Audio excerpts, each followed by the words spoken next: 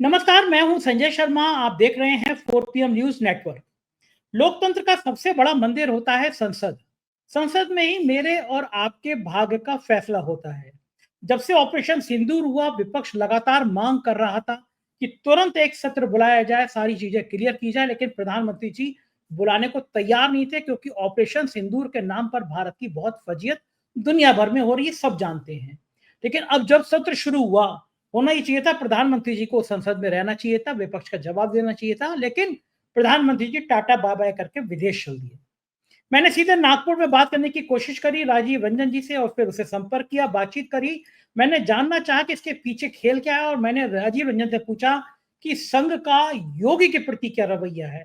क्या अमित शाह के मुकाबले योगी खड़े होंगे या कुछ और बात होगी। और मैंने पूछा कि महाराष्ट्र में नेताओं की सेक्स सीडी का मामला क्या है। रोचक बातचीत है। मैं सीधा लेके चलता हूँ राजीव रंजन के पास। आपसे रिक्वेस्ट है, चैनल को ज्वाइन करना और सब्सक्राइब करना ना भूलें। सुनते हैं राजीव रंजन की बात। 4 PM न्यूज नेटवर्क में स्वागत है राजीव भाई आपका। मेरी समझ में ये नहीं आता कि हमारे प्रधानमंत्री जी को हुआ क्या है। लोकतंत्र का सबसे बड़ा मंदिर होता है संसद। एक तो वैसे भी नहीं चलती है, जब चलने को शुरू होती है हंगामा मच जाता है। लेकिन इस बार लगातार संसद सत्र की मांग विपक्ष इसलिए कर रहा था कि एक बड़ा काम ऑपरेशन सिंदूर हुआ। भारत पाकिस्तान के बीच तीखी झड़प हुई, उसकी सब कहानी सबको पता है। विपक्ष बहुत दिनों से मांग कर रहा था, और जब ये शुरू हो रहा है हाउस हाउस से, तो लग रहा था प्रधानमंत्री जी रहेंगे, विपक्ष की बात सुनेंगे। रहना भी चाहिए प्रधानमंत्री को, भाई संसद सत्र चल रहा है, मानसून सत्र है, तो रहना भी चाहिए। लेकिन प्रधानमंत्री जी यूके और मालदीव निकल रहे हैं, विदेश निकल रहे हैं। अगर विदेश जाना था तो ये सत्र 4 दिन 8 दिन आगे बढ़ाया जा सकता था। लेकिन मैं देख रहा हूँ प्रधानमंत्री जी हमेशा सदन का सामना नहीं करना चाहते। उनको लगता है कि मुझे लगता है कि उनको ये लगता है कि सदन में जो बैठे हैं वो बहुत तुच्छ किस्म के प्राणी हैं। मैं थोड़ा ऊपर हूँ, मेरा इनका क्या मुकाबला, मैं इनसे क्या बात करूं। मेरे मन में ये भाव आता है। क्या आपको लगता है कि प्रधानमंत्री जी को इस समय संसद में रहना चाहिए था, विदेश दौरा स्थगित किया जाना चाहिए था, या क्या कारण है वो ऑपरेशन सिंदूर पे चर्चा नहीं चाहते, ट्रंप पे चर्चा नहीं चाहते? आपको क्या लगता है, क्या कारण? बहुत बढ़िया सवाल है संजय जी। देखिए, इसमें सामने वाला व्यक्ति तुच्छ लगे या ना लगे, अपने आप को जो सुपियोरिटी की फीलिंग है वो फीलिंग है। और जो साइकोलॉजी के स्टूडेंट्स हैं, जिन्होंने साइकोलॉजी पढ़ी है, जो हमारे 4 PM का ये एपिसोड देख भी रहे होंगे इंटरव्यू, उनको ये पता है कि दुनिया में कॉम्प्लेक्स एक ही होता है। सुपियोरिटी कॉम्प्लेक्स नाम की कोई चीज नहीं होती है, इंफीरियरिटी कॉम्प्लेक्स होता है। वहीं से सुपियोरिटी कॉम्प्लेक्स जो है वो जर्मिनेट होता है, वहीं से निकलता है। तो ये जो इनकी जो ये भावना है या सोच है कि भाई मैं बहुत सुपीरियर हूं, बाकी लोग तुच्छ हैं, ये अपने आप में कोई इनके सबकॉन्शियस में इंफीरियर थॉट्स चल रहे हैं, जिसके कारण ये इस तरीके का बिहेवियर करते हैं। संजय जी, ये कोई नई बात नहीं है। पिछले 11 साल का आप इनका ट्रैक रिकॉर्ड देखिए। उस ट्रैक रिकॉर्ड में आपको कंसिस्टेंटली जो एक पैटर्न या एक बिहेवियर नजर आएगा, वो ये नजर आएगा कि वो अकाउंटेबिलिटी यानी जवाबदेही के प्रति बिल्कुल भी उनका कोई उत्तरदायित्व नहीं, वो ध्यान ही नहीं देते। वो सिर्फ और सिर्फ अपनी ब्रांडिंग और अपने प्रति जवाबदेह हैं, अन्यथा वो किसी के प्रति भी जवाबदेह नहीं है। ना केवल आपने ऑपरेशन सिंदूर की बात की संजय जी, ना केवल ऑपरेशन सिंदूर बल्कि दो अहम मुद्दे हैं। पहला ऑपरेशन सिंदूर जो कि इंटरनेशनल पटल पे, इंटरनेशनल अरीना में बहुत उभरा है, और ट्रंप रोज जो है बेइज्जती कर रहे हैं भारत की, ये बोल के कि मैंने अपने ट्रेड की धमकी से उस मतलब वो डंडा चलाया ट्रेड का, जिससे डर के घबरा के दोनों देश जो हैं या आपस में संधि करने के लिए, युद्ध विराम करने के लिए राजी हो गए। तो ट्रंप जो है वो हर बार जो है हर कॉन्फ्रेंस में वो इस बात को उठा रहे हैं। तो इस चीज पे इनको सफाई देना बहुत जरूरी था, पहली चीज। दूसरे, हमारे प्लेन्स जो गिरे हैं, जिसपे हमारे आर्मी के खुद बड़े पदाधिकारी, जनरल लोग इंडिया से बाहर जाके स्टेटमेंट दे रहे हैं, उसके ऊपर में इन्हें देश को बताना चाहिए कि भाई हुआ क्या राफेल के साथ में। जब राफेल इस देश में आया तब आपने उसकी प्राइसिंग जो है उसको ट्रांसपेरेंट वे में लोगों तक जाने नहीं दिया, सुप्रीम कोर्ट में लिफाफा बंद आपने जानकारी दी, ये बोल के कि नेशनल सिक्योरिटी के लिए थ्रेट है इंफॉर्मेशन बताना। आज जब राफेल युद्ध में कैसा परफॉर्म कर रहे हैं, इसके एनालिसिस की बारी आई है, इस पे विचार विमर्श करने की बारी आई, तब भी आप जो है मौनी बाबा हो गए हैं और उसके ऊपर में पूरी तरीके से पर्दा डाल के रखना चाहते हैं। तो ये एक मुद्दा अहम था। दूसरा सबसे बड़ा अहम मुद्दा जो ये बिहार में ये जो सर नाम का बूथ लेके आ गए, ये जो स्पेशल इंटरवेंशन रिवीजन हो रहा है वोटर लिस्ट का, ये इतना बड़ा मुद्दा है। इस तरीके का एक्सपेरिमेंट कभी भी किसी भी राज्य में इससे पहले नहीं लिया गया है।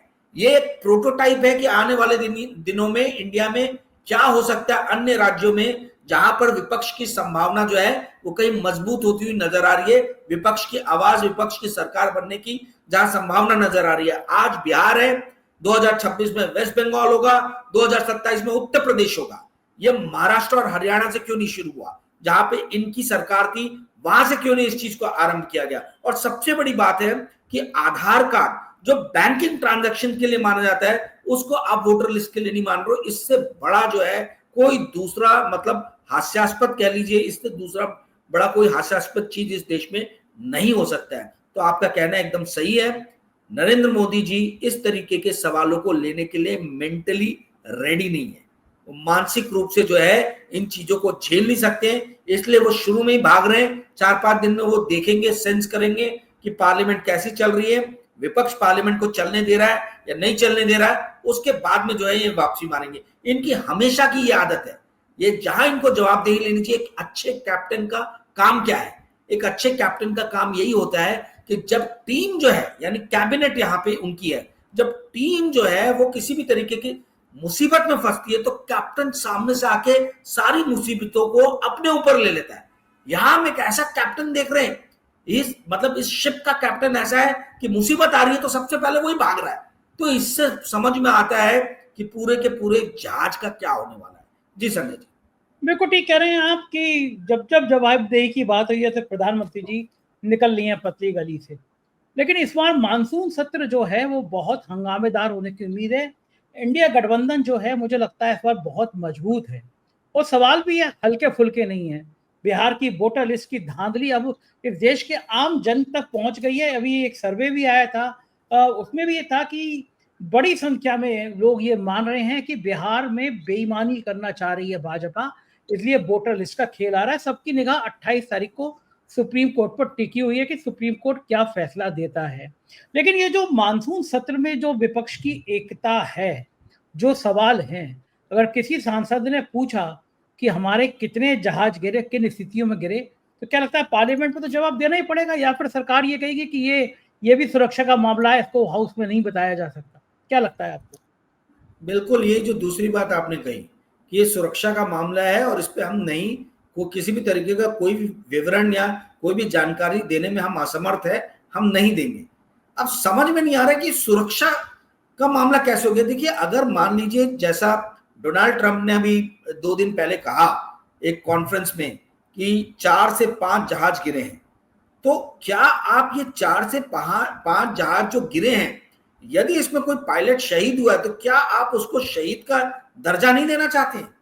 आप उसके परिवार के साथ में घोर अन्याय कर रहे हैं, उसके साथ में घोर अन्याय कर रहे हैं। यदि बलिदान हुआ है तो एक मिनट हूँ राजीव जी। उसमें जब सेना की प्रेस कॉन्फ्रेंस हुई, उसमें जहाज के गिरने का सवाल पूछा गया तो जवाब ये आया कि हमारे सभी पायलट सुरक्षित हैं। जहाज गिरने की बात तो गोल गोल कर दी गई, लेकिन ये जवाब आया कि हमारे सभी पायलट सुरक्षित हैं। इसका मतलब हमें कोई भी किसी भी पायलट की हानि नहीं हुई, ईश्वर की कृपा से सभी पायलट सुरक्षित थे। जहाज गिरने की बात अब लगभग प्रमाणित होती जा रही है कि हमारे जहाज गिरे थे।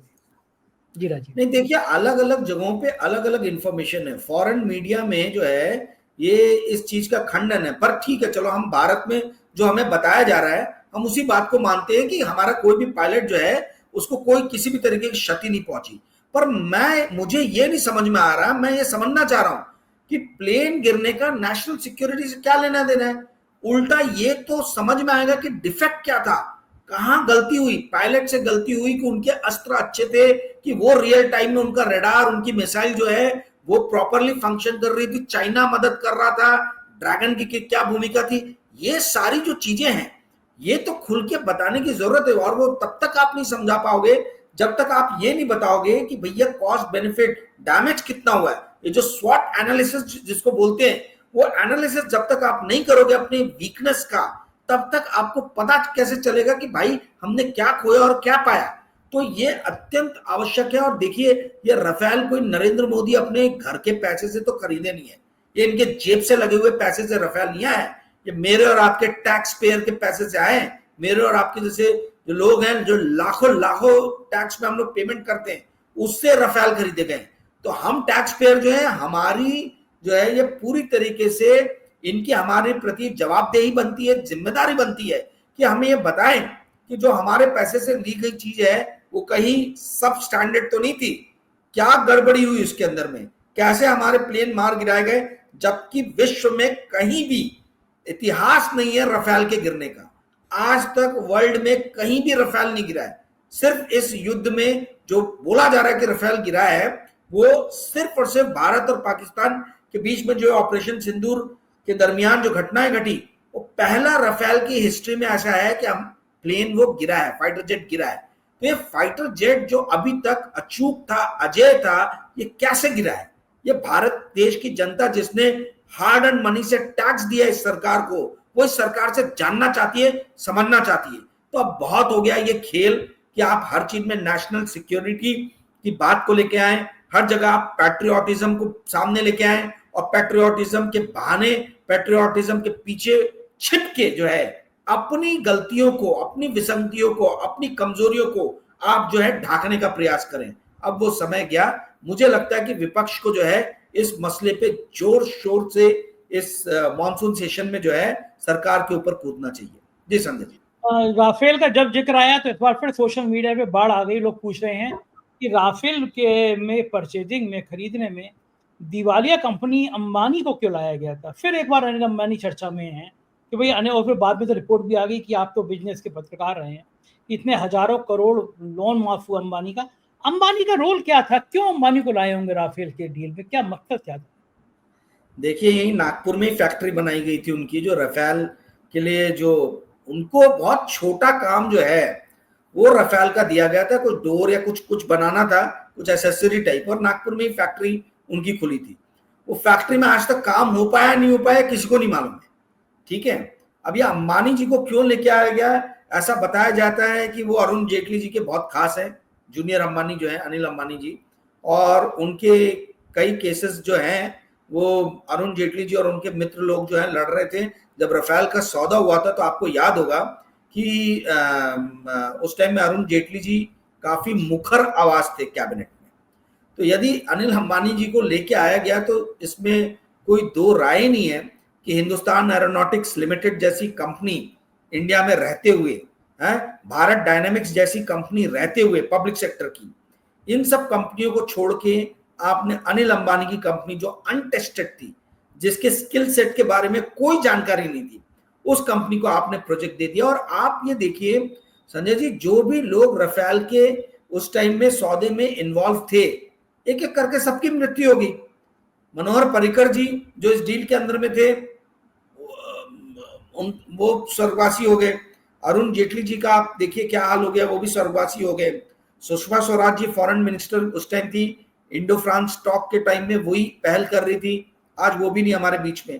तो राफेल के ऊपर में बात करने के लिए प्रधानमंत्री और उनके कार्यालय के अलावा आज की डेट में कोई बचा नहीं है जो बता सके कि ये 2015-16 में जब ये डील फाइनलाइज हो रही थी, उस टाइम में क्या ऐसी मजबूरियां रही होंगी कि अनिल अंबानी की कंपनी को जो है, जो एक डार्क हॉर्स था, डार्क हॉर्स का कोई हॉर्स ही नहीं था, वो सडनली उसको प्रोजेक्ट मिल गया। और हिंदुस्तान एरोनॉटिक्स लिमिटेड जैसी कंपनी जिसने मतलब दशकों से, साल भी नहीं बोलेंगे, दशकों से जिसने जो है परफॉर्म करके दिखाया, जो बैकबोन रही है इंडियन एयरफोर्स की, भले उससे अभी इंडियन एयरफोर्स के ऑफिशियल्स थोड़े नाराज चल रहे हैं, बट उनका skill set any time Ambani की कंपनी से तो बहुत अच्छा था।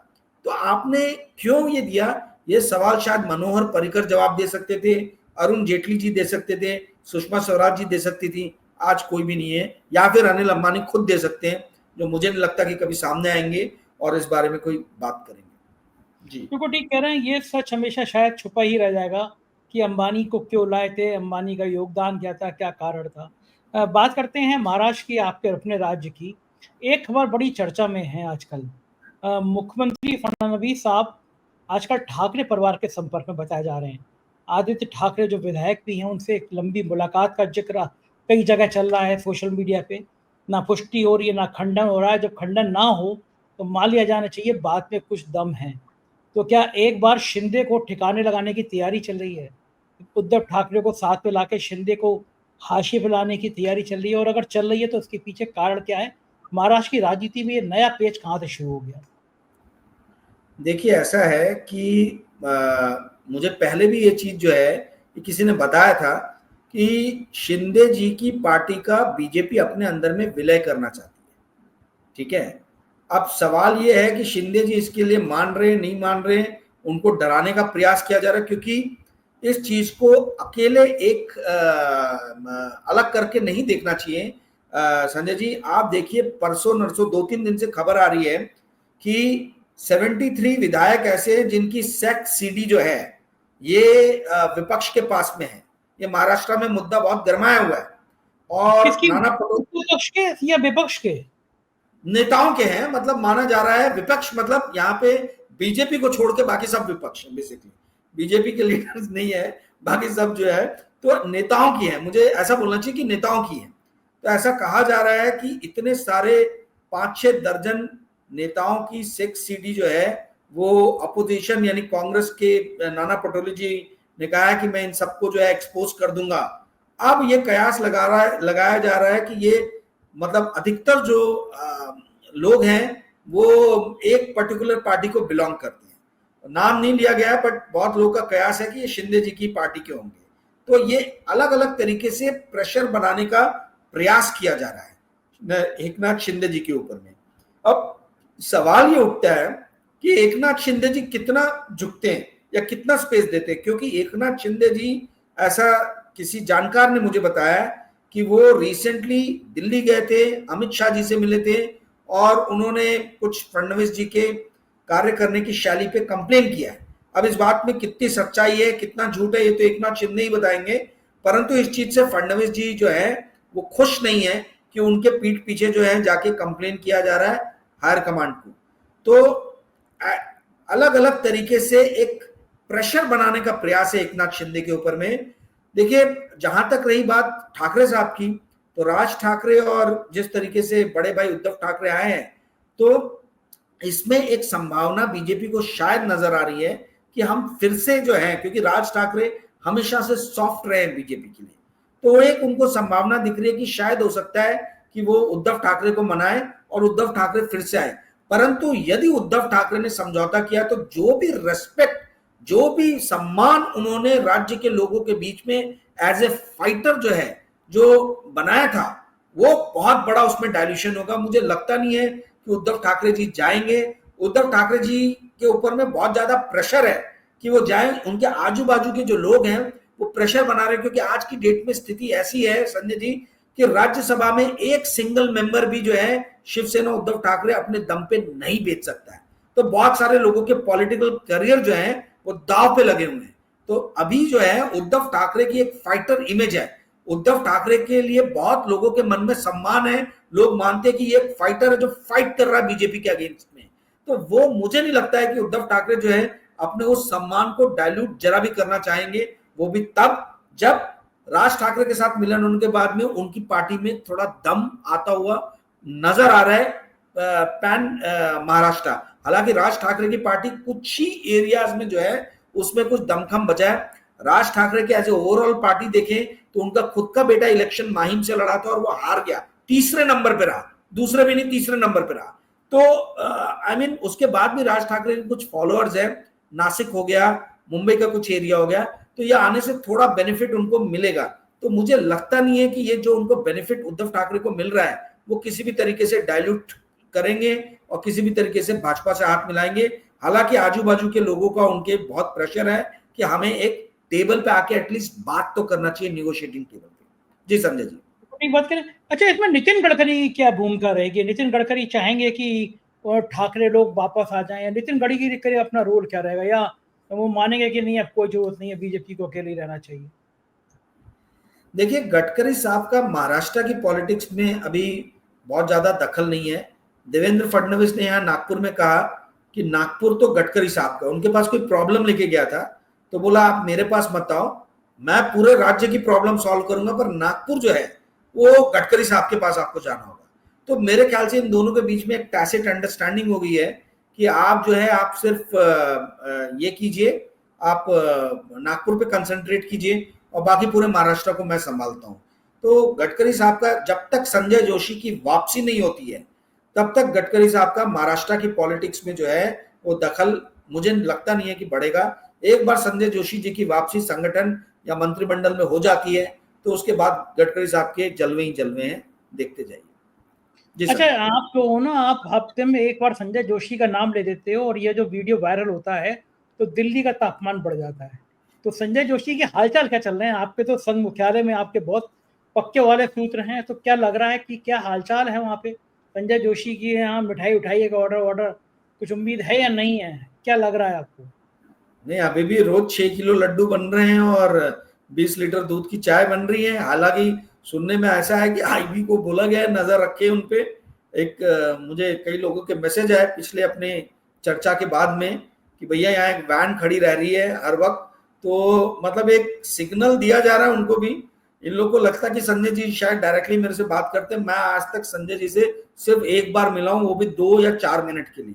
उससे ज्यादा की मेरी ना उनसे मुलाकात है ना बातचीत है, ना हम लोग आज तक आपस में कोई बात की है। पर संजय जोशी जी की संभावनाएं बहुत ज्यादा सशक्त है, सुदृढ़ है, क्योंकि राष्ट्रीय स्वयंसेवक संघ जो है वो पूरी तरीके से संजय जोशी जी के लिए बैटिंग कर रहा है। वो मंत्रिमंडल में आते हैं कि वो संगठन में आते हैं, यही बस लोग देख रहे हैं। पर ये किसी भी तरीके से अभी मतलब उनके समर्थकों में ना उम्मीदी नहीं है, या संघ के अंदर से मैंने कहीं ऐसा सुना नहीं है कि संजय जोशी की वापसी नहीं होगी, क्योंकि 20 साल का एक पड़ाव जो है ये बहुत ही एक लंबा पड़ाव है। और मैंने जैसे पिछली बार भी कहा था कि आप मेरे को संजय जी एक पूरे इंडिया में ऐसा एक नेता बता दो जो 20 साल तक, 11 साल जिसमें से उसकी अपनी पार्टी जो है सत्ता में है, वो 20 साल तक हाशी में पड़ा है और वो तो भी उस पार्टी के अंदर बना हुआ है। ये होती है विचारधारा की शक्ति। चाहे ये विचारधारा मैं और आप जो है हम इसके भले खिलाफ हो, भले हम इस विचारधारा को नहीं मानते हो, पर आप सोचिए कि उस विचारधारा की इतनी शक्ति है कि 20 साल से जिस आदमी को हाशिए पे डाल दिया गया है वो आदमी आज भी पार्टी के अंदर पड़ा हुआ है और अपनी वापसी के लिए मतलब वो कोशिशें कर रहा है तमाम तरीके की। जी जी संजय जी, बिल्कुल ठीक बात है, और ये बड़ी बात, नो डाउट बड़ी बात तो होती है। बहुत बहुत शुक्रिया राजीव जी, आपने मुझे इतना समय दिया। बहुत बहुत धन्यवाद, आभार। ये तो राजीव रंजन, पूरी बात आपने सुनी। मुझको यकीन है बातचीत आपको पसंद आई होगी। आपके प्यार भरे कमेंट का मुझे इंतजार रहेगा। कमेंट करिएगा जरूर। शुक्रिया।